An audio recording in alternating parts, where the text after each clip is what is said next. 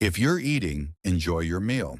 I wish you a good day, that everything goes well, and enjoy the video.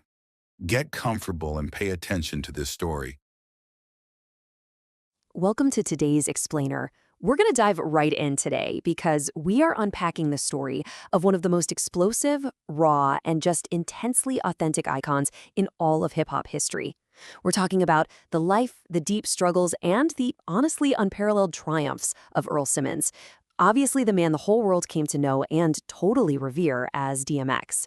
Now, if you think you know the whole story just from the platinum records or the big movie posters, you are definitely in for a profound journey. This is really a story about how pure, unfiltered emotion captured an entire generation. So, right off the bat, you might be wondering where that legendary name actually came from. Named after a drum machine? Believe it or not, yeah, it's absolutely true. Way before he was a global superstar, a young Earl Simmons was asked by a local rapper to beatbox for him. He said yes, and he took on the stage name DMX, which was a direct nod to the Oberheim DMX digital drum machine.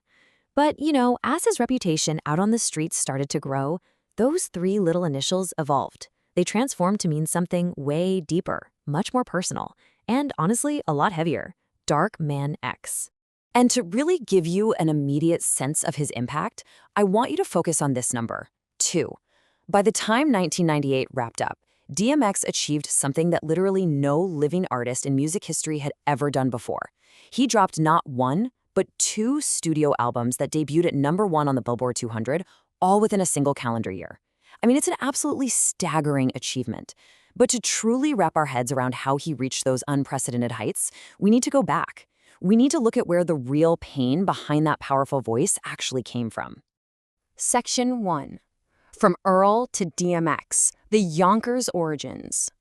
Born back in 1970 in Mount Vernon, young Earl Simmons had an upbringing in the school street projects of Yonkers that was, well, it was anything but easy. He was surrounded by a really heartbreaking environment of extreme poverty, violence, and abuse. And when your home life is filled with that kind of deep pain, you have to look somewhere else for safety, right? To escape his reality, Earl turned to the streets.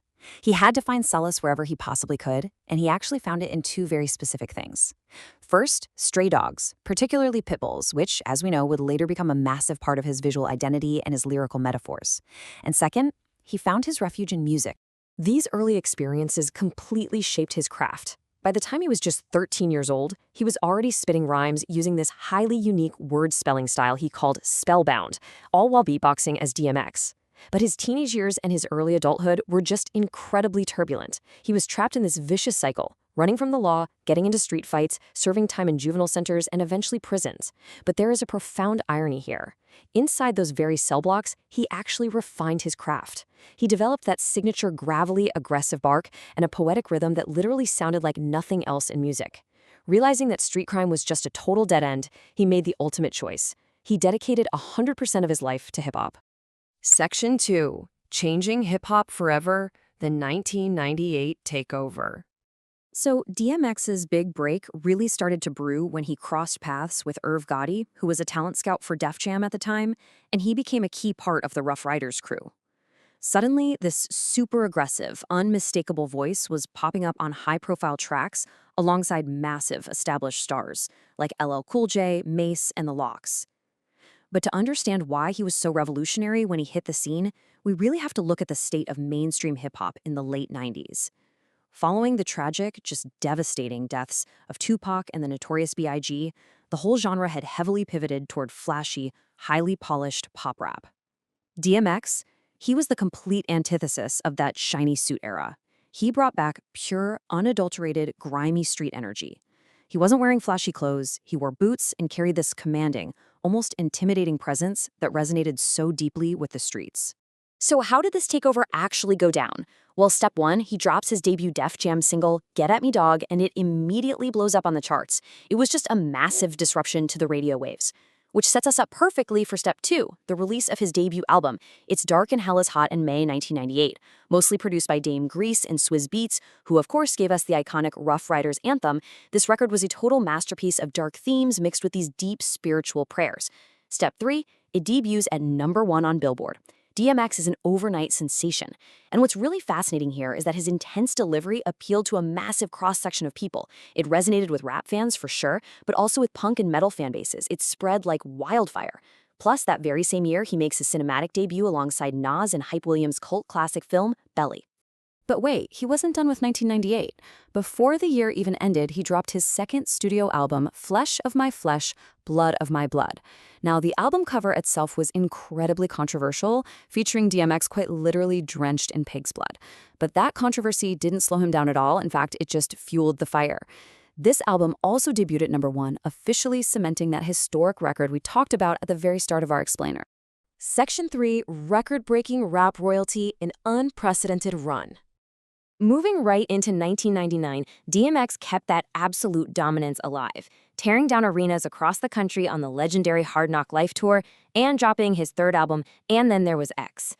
This was the album that featured massive, inescapable anthems like Party Up, Up in Here. Just follow the sheer magnitude of this streak for a second. 1998, #1. Late 1998, #1 again. 1999, #1. Moving into the early 2000s, he releases The Great Depression in 2001, #1, and then Grand Champ in 2003, #1.